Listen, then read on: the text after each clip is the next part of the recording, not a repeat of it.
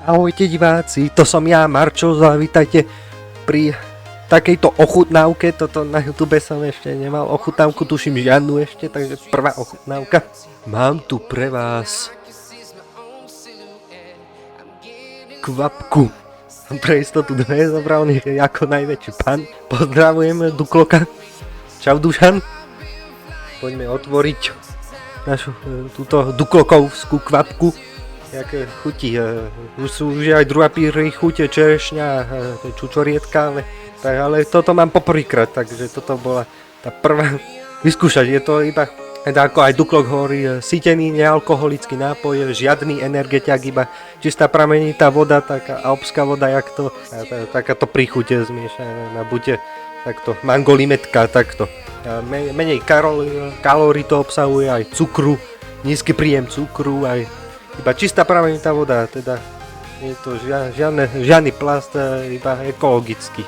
A je to aj do zálohovne, takže zálohuje sa aj toto. No, poďme to načať. Taký pekný šum. To skúsiť, jak to chutiť, lebo autentická chuť by tam mala byť taká autentická príchuť, takže snad to aj tak bude chutiť Duklok. Poďme na to. Ty kokos. Fakt to nie je také sladké. 0,7 gramov sacharidov, keď to obsahuje na 100 ml. A teda ja som vlastne cukrovkár, takže ja si musím aj rátať tie sacharidové jednotky, že kedy si mám pripichnúť jednotku, kedy nemusím vôbec, keď to neprekročím cez jednu sacharidovú jednotku. Fakt je to také sytené, ty kokos. Mango a fakt taká zmiešaná tá príchuť, akože. Nepovedal by som, že je to najhoršie. Je to celkom dobré, ale hodnotenie by som nedal úplne maximum. To mi fakt chutí, ale mango tam cítim 100%, ale limetku tak menej. Fakt tá limetka je tam fakt menej cítiť, ale mango je tam cítiť hneď, keď sa z toho napiješ. Ja tam cítim len čisté mango proste, ale potom tam neskôr zacítiš už tú limetku, takže takto to chutí. Jak to mám popísať proste?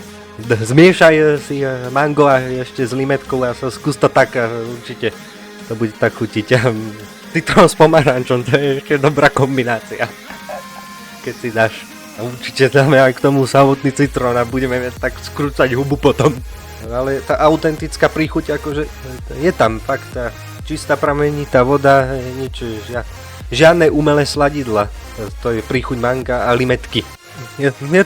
Je to akože fajn, síce je to fajn, ale nepovedal by som, že je to úplne najlepšie, takže ja by som tam dal také stredné hodnotenie, lebo tá chuť je tam síce autentická, to je vlastne paráda, ale nepáči sa mi to, že hneď tam zacítiš to mango a neskôr limetku, je tam tak menej cítiť tá limetka, to ste mohli tak spraviť.